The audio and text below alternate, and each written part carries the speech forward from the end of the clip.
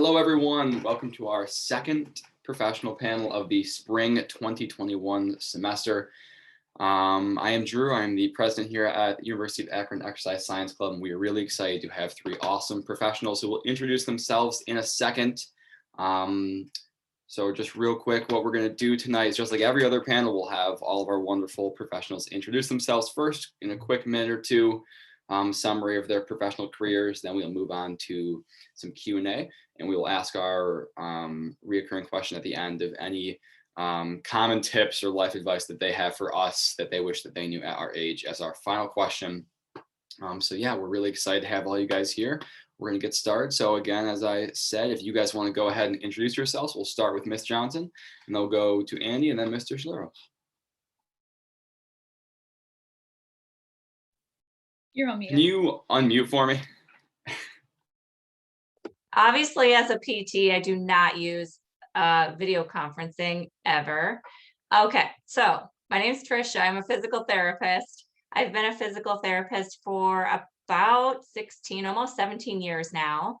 I did do my undergrad at Akron University, and from there I went to Walsh University to get my master's in physical therapy. When I graduated, you just needed a master's. I got a job at Akron General, which I'm still at Akron General. I split some of what I did between working outpatient. So for those of you familiar with physical therapy, that's working with like people like you, right, who'd get an injury and come in and need therapy. And then the other half of the time I would do acute care, working with patients in the hospital after surgery. After doing that for, maybe 7 or 8 years, I went back and got my doctorate. So I do have a doctorate of physical therapy now. And I am still working in acute care.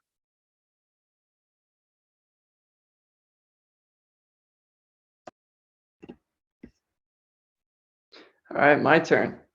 So I, like Drew said, if you were already on, I actually am currently teaching kinesiology at Akron, both courses there. But before that, Joe, who is the other professional in the meeting, he started my fitness career in this world by hiring me at Akron's rec center. And that was, I think, back in 2011 or 12. So obviously went to Akron and got my master's at Akron. And then I started my own business called Full Scale Fitness in 2013, but it officially became a business in 2014. And I had been training since 2013. I guess I don't have anything fancy to share other than it's pretty straightforward since then. That's all I've been doing is just my own business, and then started teaching last year at Akron. So. Hey everybody, my name's Joe. I did my undergrad in exercise science at UA, and then I also did my master's in exercise physiology there too. And while I did that, I was the grad assistant for campus rec there in the rec center. That's when I met Andy. And then after that, I was the fitness and wellness director for campus rec at Ohio University down in Athens for about 4 years. And then I was the fitness and wellness director at the University of Cincinnati for a couple years. And then currently I am the general manager at the Mandel Jewish Community Center up in Cleveland. So I'm sure you guys have the Shaw JCC down there in Akron. JCC is essentially, it's a big community center. We do a lot of different things. So I oversee the fitness director, aquatics director, membership director, all that good stuff. So that's what I do now.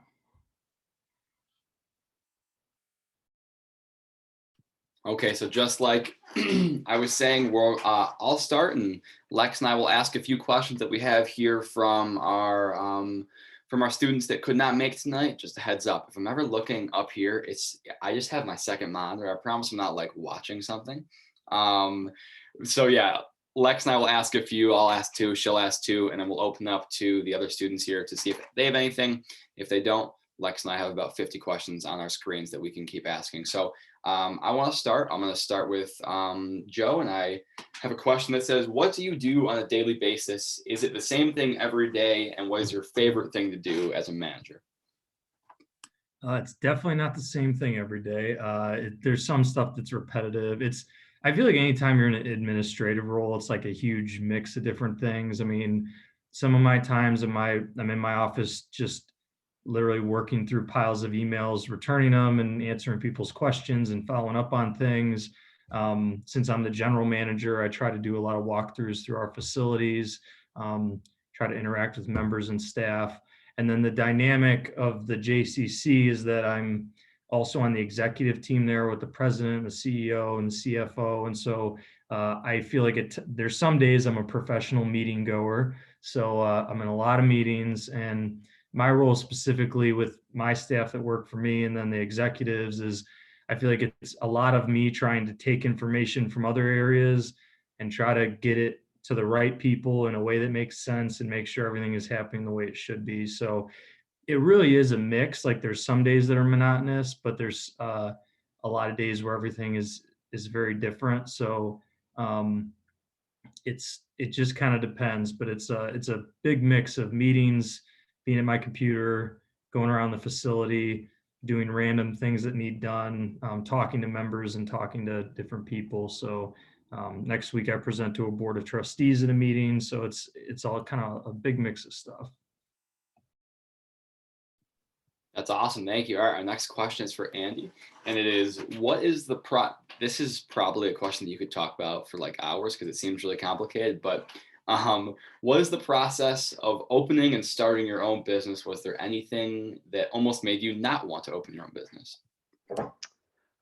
So you're right. You could talk about that forever, but I guess I'll say something that's kind of silly is I stumbled into it. More or less as I was training, and Joe, I guess I can say this now, as I was training at the rec center, I thought, man, I'm just not getting enough clients. I can apply myself outside of here. And so I just said, all right, well, I'm going to market myself. And then honestly, it wasn't until maybe a year or two in that I really thought of expanding it into a true business and not just being a trainer on the side.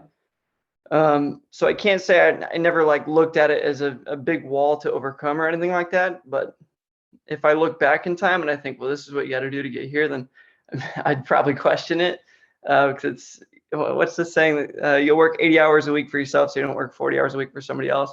There's truth to that.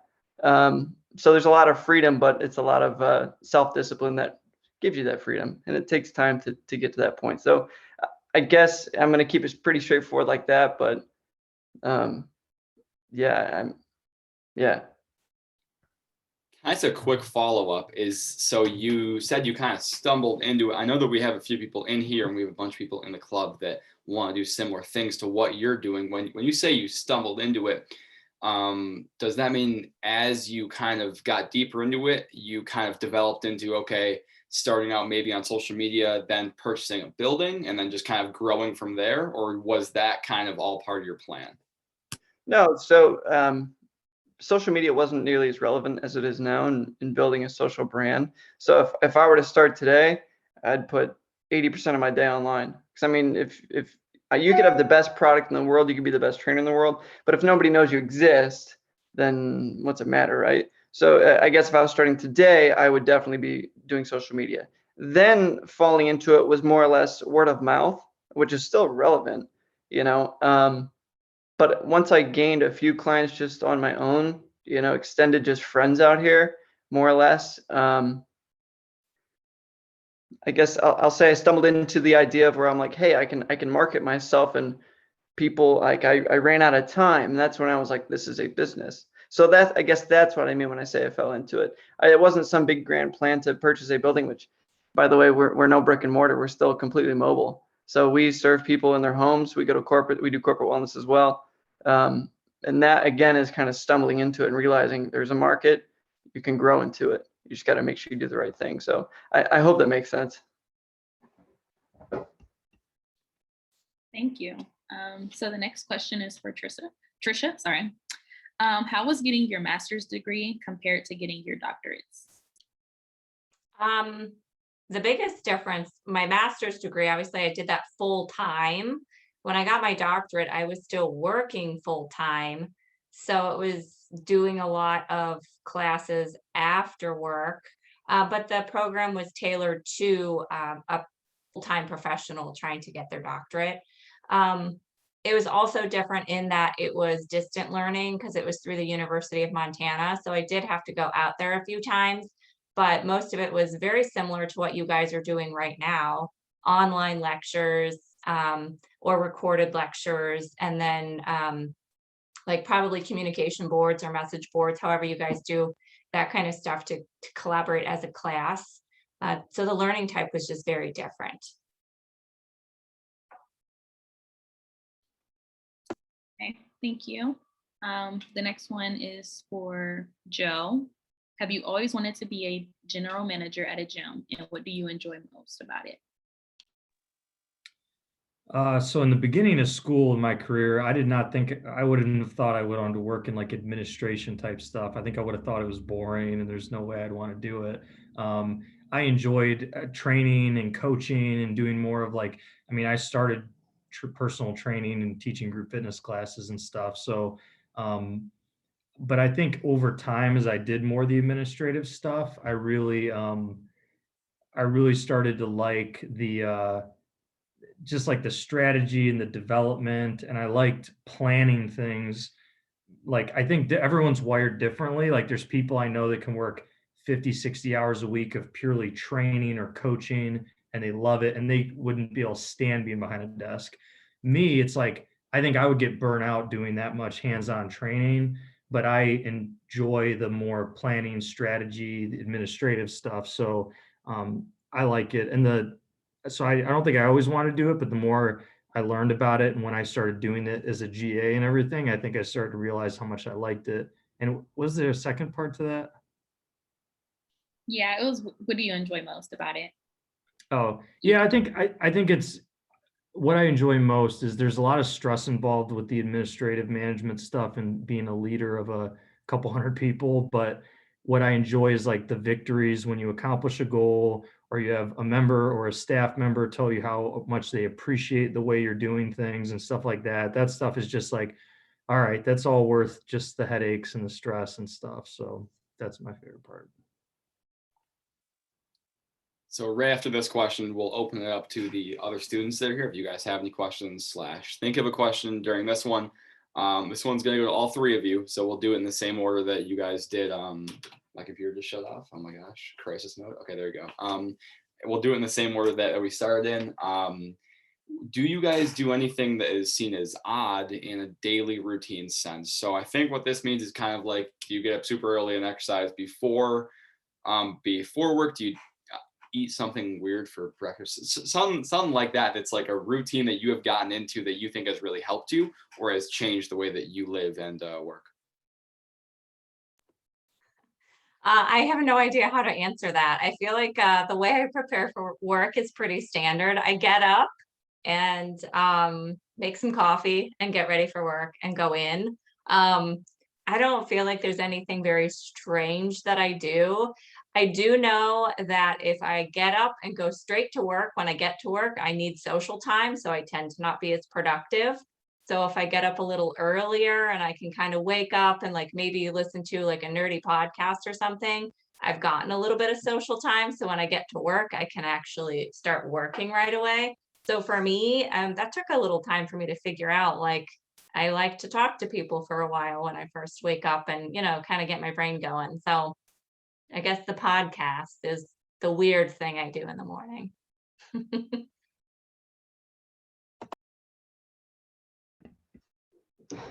I don't think I have anything that's like uniquely weird, but something that I've found that I've developed is I'm extremely time efficient down to 5-minute increments. So Joe, maybe you'll understand this, or even Tricia, on the idea of setting a schedule. If you're seeing multiple people throughout your day and you have to set aside your own 3 to 10 minutes to just kind of catch your breath mentally. So for my day, I'll go from my youngest client currently is 18 years old, and then my oldest is 94. And so if I see them back to back, that's a definite change in a routine. So I have to have like a little mental break. So for scheduling though, and because we travel, I've become excessive where I'll tell people I'll be there in about 3.5 minutes, and they're always taken back by stuff like that. So I guess that's weird.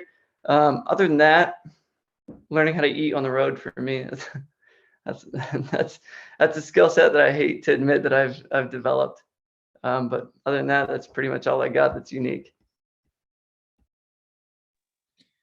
I mean, I think I'm just extremely routine oriented. I think it makes me it's just my personality. I'm sure it makes me good at aspects of my job. It also can be a detriment if I am holding too tightly to routine. But I mean, my staff makes fun of me because I eat the same thing at the same time every day. I wear the clothes in the same order each week. That's just my personality.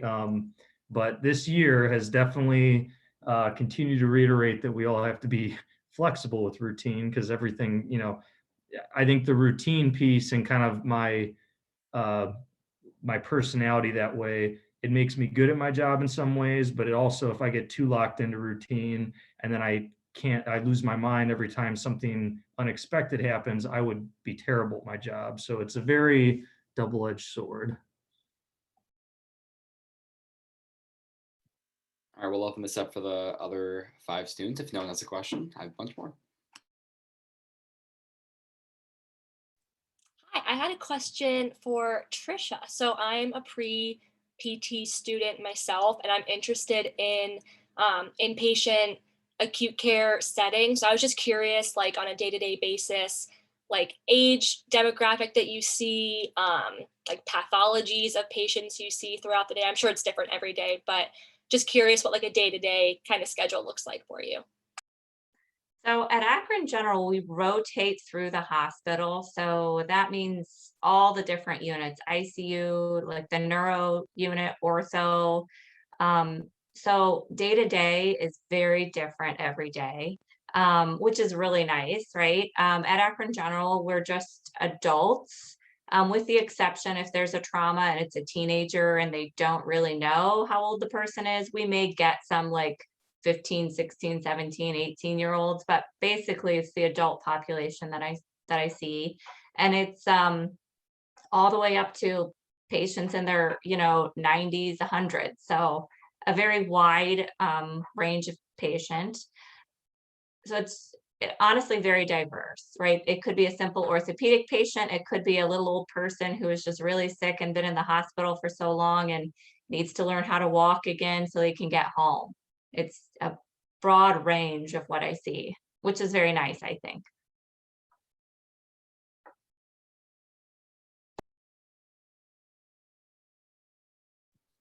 Kind of bouncing off that. Oh, I'm sorry, Lex. Hold on. Kind of bouncing off that. We are in kind of this searching for practicum season, for finding places to shadow. So all 3 of you, I'm sure, have had people shadow you in some form or the other. So again, this is for all 3 of you. What do you guys appreciate when students contact you, or how would you like students to contact you? I know some companies, some people like when you just send them a DM through their social media. Some people like email, some people like phone calls, or anything that you guys appreciate when you get messages from students. I prefer when I'm contacted through my work email. That way I keep like work stuff separate from personal stuff and I don't forget to reply on one or the other.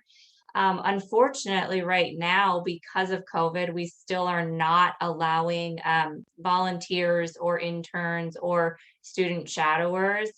They're just really limiting how many people are in the hospital. So it has to be like a necessary person in the hospital. So we just started letting students, like physical therapy students, come back to the hospital like 2 months ago. So unfortunately, we're not taking people, but when we do, I prefer my work email. So the one that you contacted me on is good.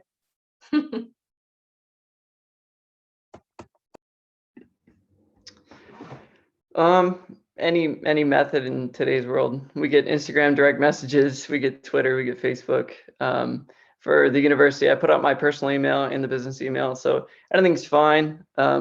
Honestly though, my main thing is actually, and this is kind of particular, but structuring an email correctly sounds very silly, but very few people do it. Actually put a subject and then address me by my name so I know who you're emailing. And then make sure you sign your name. I'd say half the emails we get anymore, I don't know who they're from unless I like figure out their email, and it could be like softballgirl19@gmail.com. I'm like, I don't know who you are, you know? So, and I hope that's not a real email. I just made that one off top. But that I guess is more or less, you know, my standpoint behind it. And we are accepting people, so very limited because we're a very small business, you know, only 6 trainers, 1 dietitian. So I could only probably bring on 2 people if there is interest out there, but yeah, that's my thought on it. Yeah, for me, I'd actually probably prefer people send, if there's a student, send it to my personal email. Sometimes if they send them to my work, I have so many other work emails in my job I'm working through. It's easier if somebody emails my just like joeshalero@gmail.com email. For my job, I have students sometimes they'll ask me like, hey, Joe, can I come shadow you for a day? And my job's not really a good one to come shadow because any given day you would be sitting behind me at my computer or coming to meetings you probably wouldn't be allowed into, or, you know, it's kind of all over the place. So usually if students contact me, what I try to offer is like, I can answer questions for you, or if you want me to take a look at your resume, or if you want advice on, you know, you're thinking about applying to a certain job, like you have any thoughts of how to prepare for it. Like I'm usually happy to make time to answer questions and have like a conversation. And usually like with my job, that's a little more productive than I don't really have any like internships or anything right now at our facility. Down when we're have a few other programs up and running, there are some different ones, and you know, Drew and Alexis, I can email you when that's the case. But for right now, it just I can give guidance if that's helpful. That'll be definitely helpful. So the next question, if any other students, do you guys have any questions? Anyone? No? Okay. So the next question is for Andy. What was the biggest accomplishment when starting Full Scale Fitness? The biggest accomplishment? Ooh. I think just starting, as cliche as that is. And okay, I got one. So for me, I never applied for a job ever since actually applying at the rec center at the university.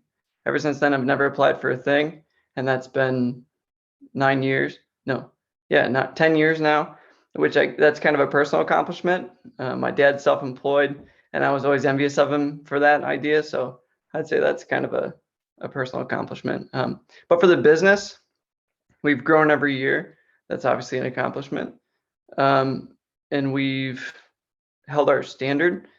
So anybody who works for us, they have to not only be certified, they have to have their degree or in the process of attaining their degree in exercise science.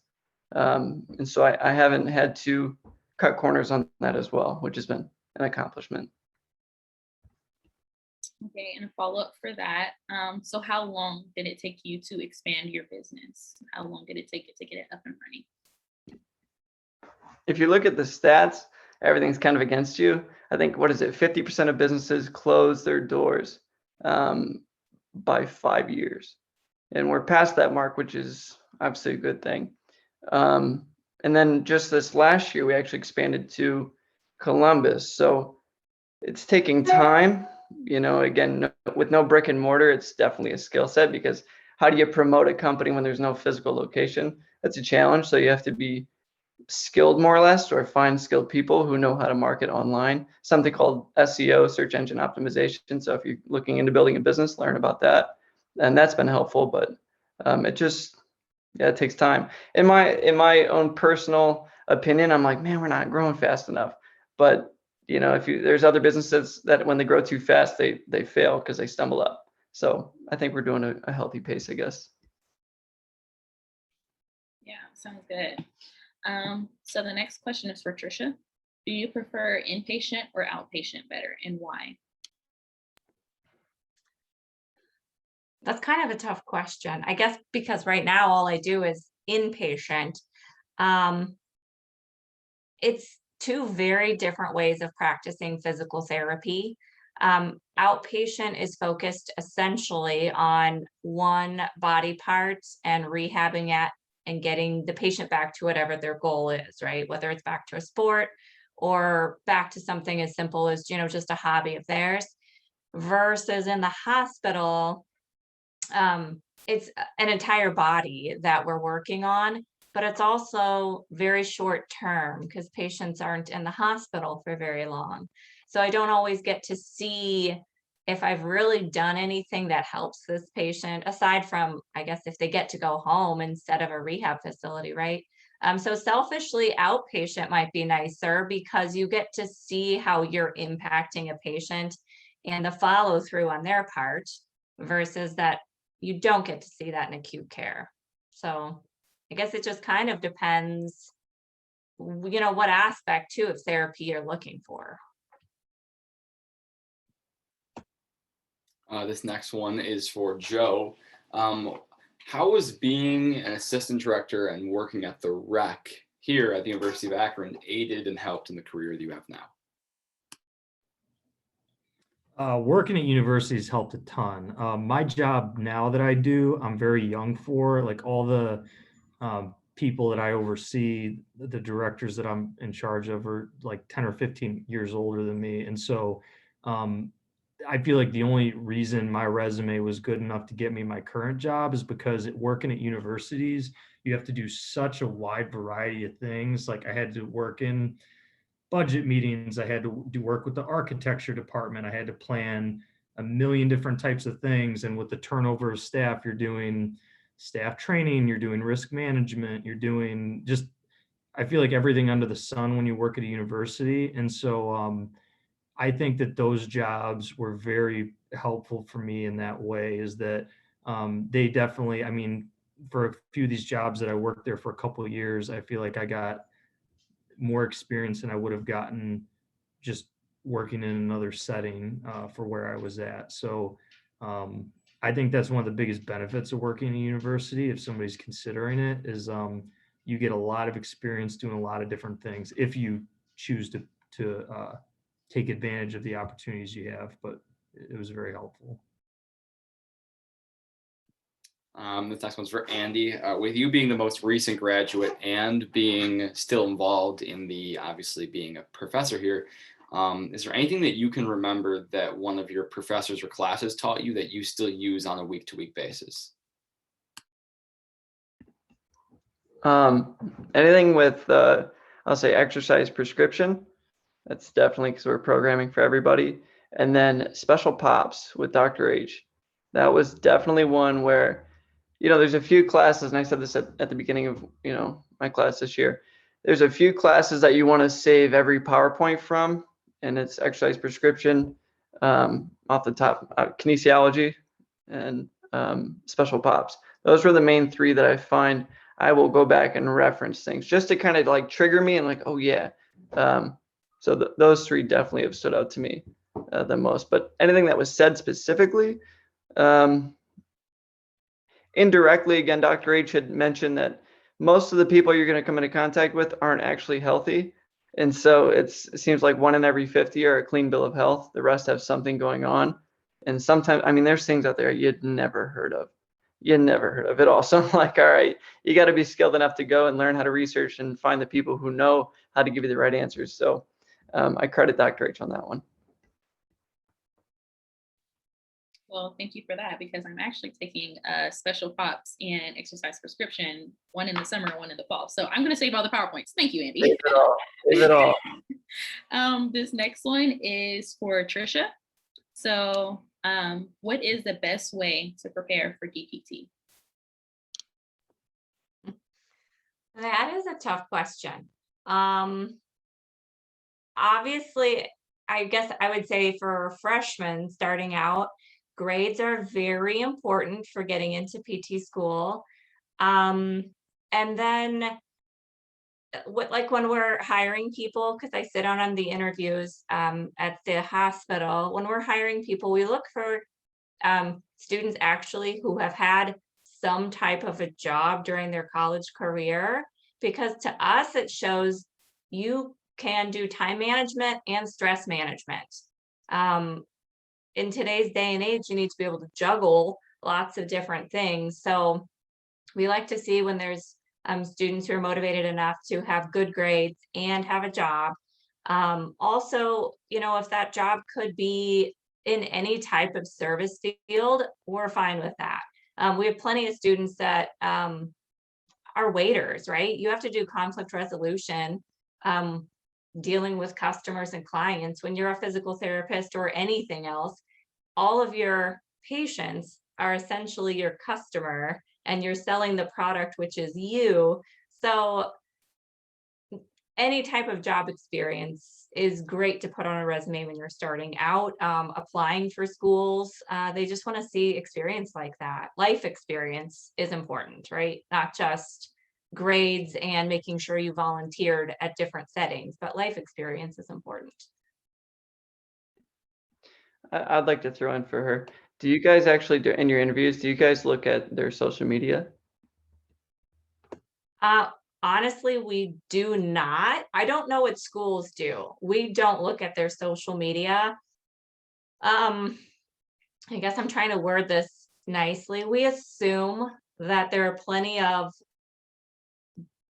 bad decisions that young people make, and social media really just puts those all on display.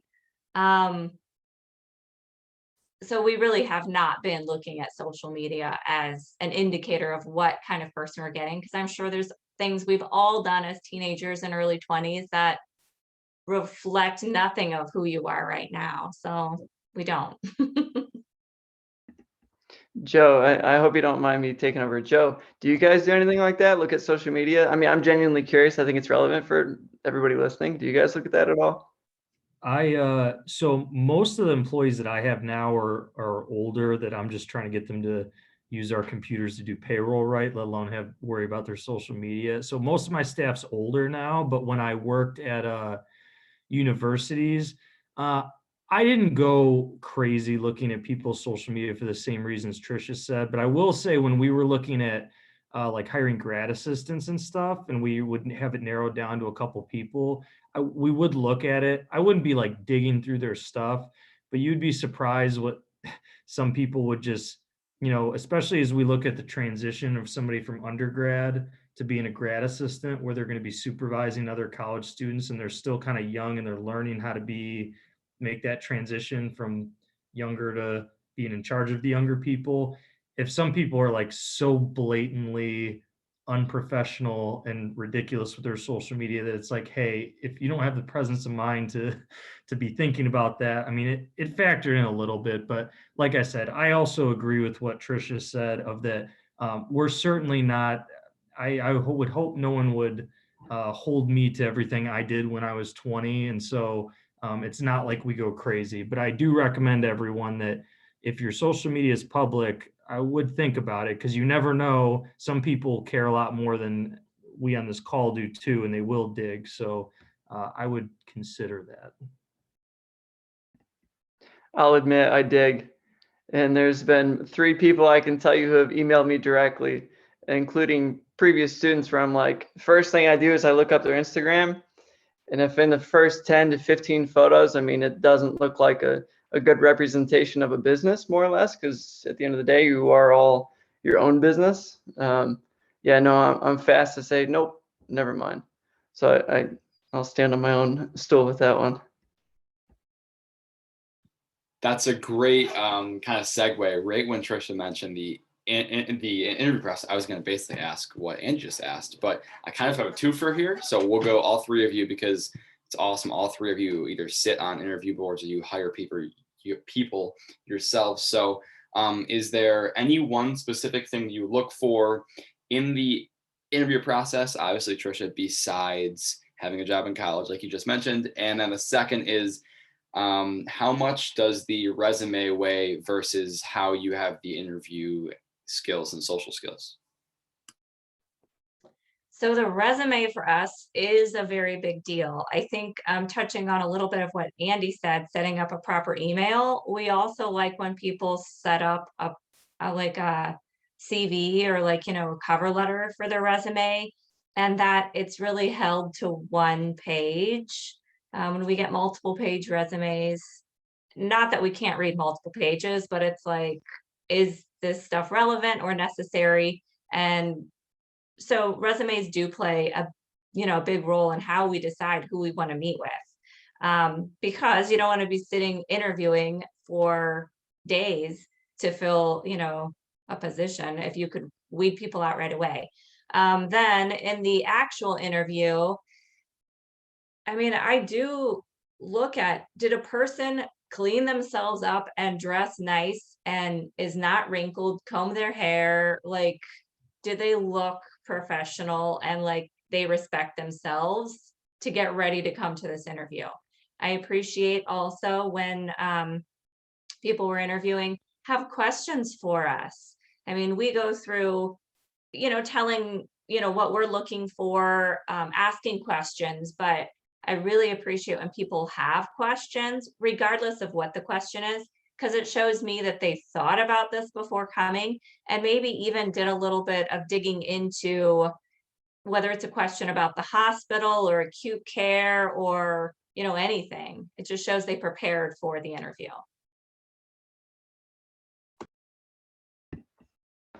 So being a small business, obviously I'm doing the whole process. So we don't get loads and loads of resumes and emails and whatnot. So I can take extra time to do a deep dive into people. So like I said, the first thing right when it comes through is I'll hop on social media. If they pass that, then I'll read the resume, and I'm not too picky on it. Obviously our standard as a company is like what I mentioned earlier. They have to be pursuing their degree if they don't already have their degree.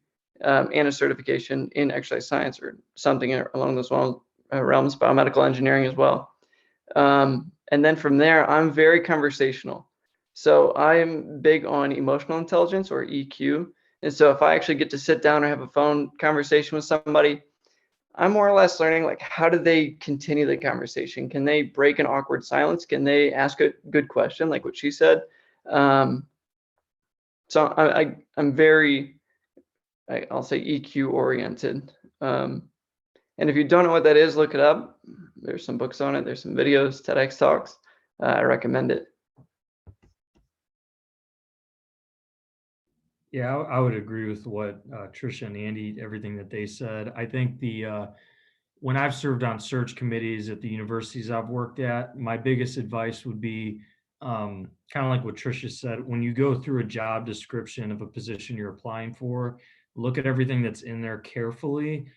Use that to craft your questions for your interview should you get one. And then I would also clear out stuff on your resume or minimize it to very minimal bullets if it's not super relevant to the position you're applying for. And then make sure that identify what are the key terms and words and things that the job description is outlining, and make sure those are included in your resume and you speak to them enough, because a lot of times search committees will have a rubric and they'll just go through and they have so many to go through. They're just grading really fast. We don't have time to go super analytical. We're just looking for the right words on the resume to see if it gets to the next round. So I would make sure every job I think I've applied to, I've tweaked my resume for that specific application. So I would do that. And then I would also keep in mind, if you're applying for a job that relies on different metrics, I would make sure to include that. Try not to just include a bunch of subjective language. So just saying like, oh, we ran a personal training sale, or we ran a personal training program, or I oversaw an event. Like, you can say it went great, or you can say we sold out the entire 55 slots we had available. We had a 79% rate of people who said they would attend again. Like, including metrics can be very helpful when you apply. And then the last thing I would say is, just in general with interviewing and stuff, is if you're not good at public speaking and you're not good at communicating, find ways to practice that any way possible, because I know I've gotten jobs that somebody else was probably more qualified than me because I just knew how to talk to people and I made them want me to work there. And I know it's the same for people I've hired that learn how to communicate, learn how to have a good personality, learn the emotional intelligence Andy talked about. And you will be, if you can come across as genuine and having integrity and being professional, you'd be surprised how many people you will beat out in interviews just from doing those basic things. Awesome answers. Okay, do we have any questions from any of the other students real quick?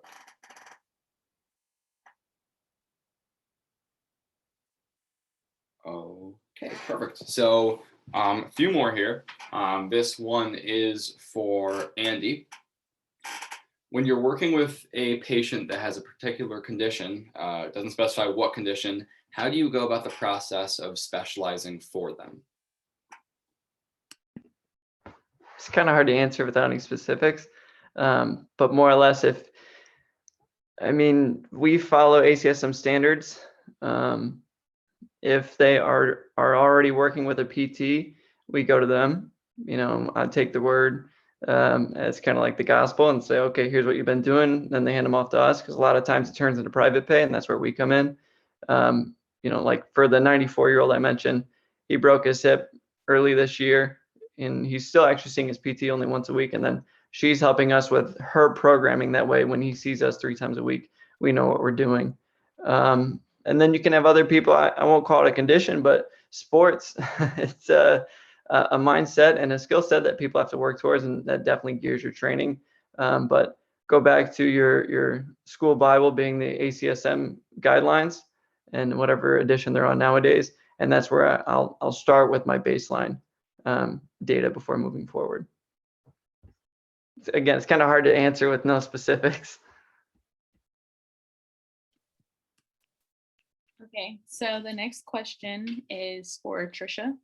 What is something you wish you knew when applying to DPT school? And what is something you wish you knew going into, oh, okay, it's there twice. Okay, so what is something that you wish you knew while going to DPT school?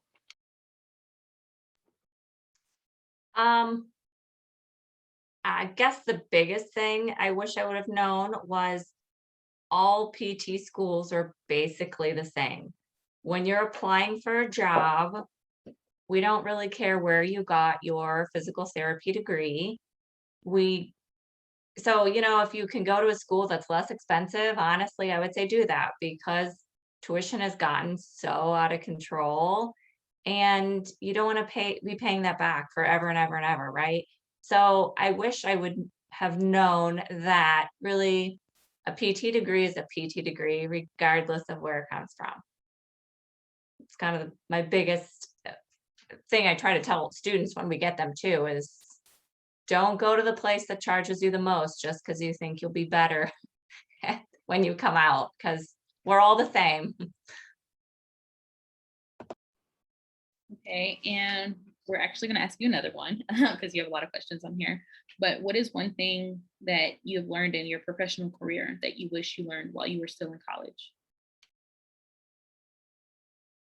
These are tough questions. You guys are getting good questions here. Wow.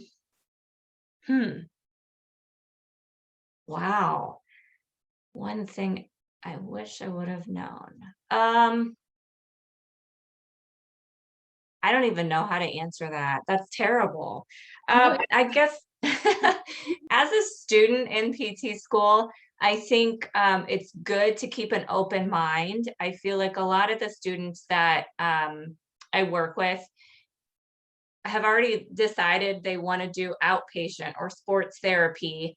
But keeping an open mind is always a good idea, because when you graduate, you want to be able to find a job. And if maybe your first job is not in the exact setting that you think you want, that's probably going to be more likely in this day and age with fit therapy, because the job market around here is very saturated. So just keeping an open mind and seeing all of the different types of therapy: outpatient, acute care, peds, rehab facilities, school-based therapy. Just be willing to try them all and see what you like. You might be surprised.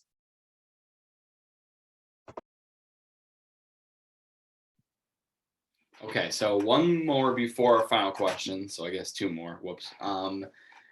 This is just kind of a silly one. What is the biggest pet peeve that you deal with on a week-to-week basis in your careers? All 3 of you, of course.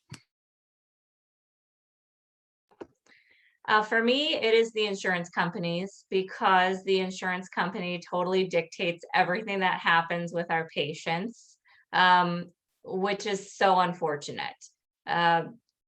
That's honestly my biggest pet peeve. I feel like there's plenty of opportunity for patients to get better care than they do, but their insurance company will not pay for something. So then the service can't be provided.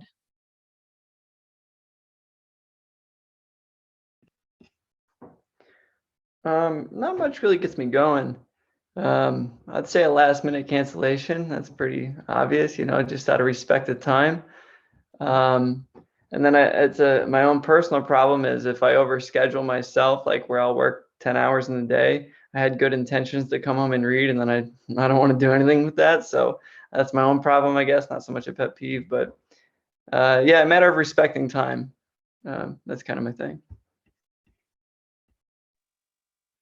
I would say for me, it's just I feel like you'll find both from the staff and the member side, if you work in a facility, that people just, I think it's part of the human condition. People think the world revolves around them and they only see what is in their own world right in front of their face. And I think it can be frustrating, but I think Tricia and Andy see it in their areas too. But the best thing you can do is learn to be patient and look beyond that and still be able to do your job and not get hung up in what is wrong with these people sometimes. So I think learning patience to deal with that and understanding that that's going to be anywhere you go, is people are going to think the world revolves around them. So I got one more to add. People who have unrealistic expectations. So maybe you guys have patients or whatnot that experience this. But as an example, I once had a woman tell me during her assessment, first time meeting her, she goes, I need to lose 80 pounds. She had maybe on the high end 30 pounds to lose, but she said she wants to lose 80 pounds. So then my follow-up question was, okay, well, what's your mindset on this? She goes, well, I'd like to lose it in a month. So we'll leave it at that. So hearing people and their own perceptions and expectations, and I have to be the one to basically tell them that it's not realistic and they're wrong. That's kind of a tough situation. So yeah, expectations more or less.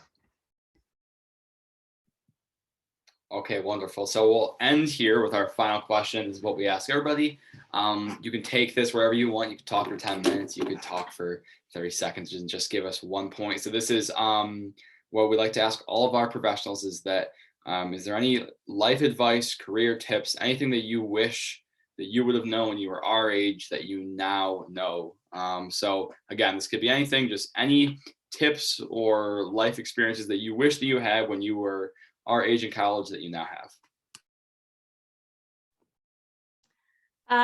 I think this kind of just goes back to what I was saying about just an open mind, making sure that you really experience everything that or familiarize yourself with everything that your career that you're choosing, whatever it is, all the different facets of it. So you don't just pigeonhole yourself in something that you think you're going to like, but really there's something else that you would have more passion for. Just being really true to yourself and kind of exploring what makes you tick, and whatever your passion is now, trying to tie that into whatever your career is. Don't go just for the title. Don't just go for the money, like what your passion is, because that's what's going to get you up every morning to go to work. And it'll keep you current in what's happening at work. If you don't like your job, you're not going to be reading research. You're not going to be taking on students. You're not going to be trying to grow. So really find your passion.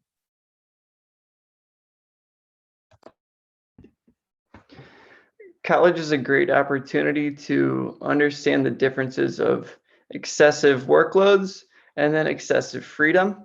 And so as I don't know, I always try to explain to people, you don't live to work, you work to live. And so there's a healthy dose where in college you can get so consumed in thinking, oh my God, I got to get to PT school. Oh, I got to do cardiac rehab. And you're just so overwhelmed more or less that you forget, is this actually what I want to do? Is this passionate, or am I just kind of following the sheep and the idea of, they said this, you can get a job here.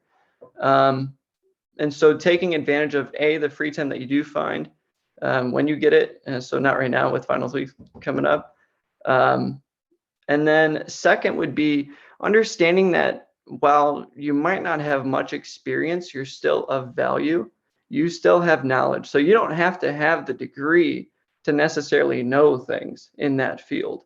And so there will be people, you might go to I don't know, Alexis, you said, you're a senior. So when you graduate and you have a graduation party, hopefully with no COVID issues, right? People will ask you, they might say, oh, you went to school for exercise science. I hurt my knee last year doing this and that. And they're going to start talking to you like you already know you should, like you got your degree and you're in the field. And don't be afraid to actually tell them what you know. And then I guess another follow up would be, don't be afraid to say that, oh, I don't know. So those are kind of like generic cliche points, but I think it's really valuable to recognize that. That's it. I get those questions already, Andy. Thank you. My grandmother, she challenges me because she knows, she knows everything my grandmother does. So yeah, definitely get those questions already. Yeah, all right. I love it. I agree with everything Tricia and Andy said. I think the two things I would say would be, one, figure out what your values are and what are your core things that are guiding you in your life in general that applies to everything. Because if you try to just be influenced by what everyone under the sun says, or what every boss you have says, or what everything on social media says, you're going to lose your mind. So I think determine what are your core values, and then determine who are the people, a few select people that I'm going to listen to really well, and I'm going to really be vulnerable with them and get constructive criticism, and then be prepared to respectfully listen to what everyone else says, but then don't let that lock you in a box. I've had, unfortunately, I feel like a lot of people over my career where I got told multiple times that I wasn't going to be able to do something, or I was never going to be able to be in a job that I'm currently in now. And I'm glad I didn't just get down and listen to those people. So I would do that. And then the other piece, which is kind of like a different direction, but I think people are understanding this better now than when I started college. And I feel like I was in the generation where everyone just said, go to school, take out all the loans that you can and figure it out later. I think people are getting more wise to being wiser financially and managing debt. But my big advice is mitigate the amount of debt you have, both student loans and otherwise, as much as you can, because the more debt you have in general just limits your ability to be able to start a business, to be able to take a job that's a gateway to another job, to be able to go back to school. So don't stress out like crazy with the debt you have. A lot of people have it. I graduated with a decent amount of debt. Thankfully this year I'm finally getting the rest of it paid off. But I think in your first years out of college, being wise financially a priority, and know that kind of sucking it up for a few years will very much pay off. You'd much rather be able to enjoy the rest of your life from your 30s and beyond if you can be wise after you graduate, and not necessarily treat yourself to a $30,000 car just because you got your first job or whatever it is. Living with roommates a few extra years and being wise, it'll pay off. Because I know that my current job, I make more than twice what I did at my first job out of college, but I needed to work that first job out of college to get the experience to get eventually here. And so if I was so crippled with debt that I couldn't take those jobs, I would never have the job I have now. So I would make your financial well-being a priority with debt, because I think it'll allow you more flexibility to be able to do something awesome like Andy did with his business. So that's my advice. Thanks for that compliment there, Joe. Okay, that was great. And we got 2 cameos from Tricia's cat and Joe's dog. So what a wonderful way to end here. Thank you everybody so much for coming.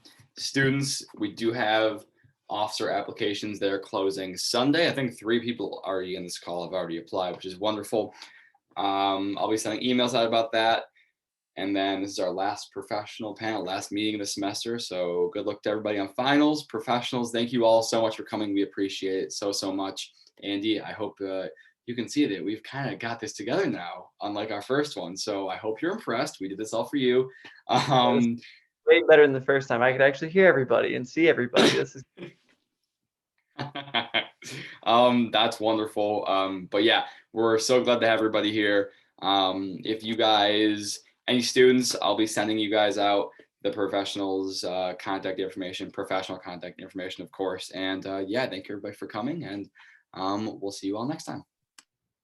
Thanks, everybody.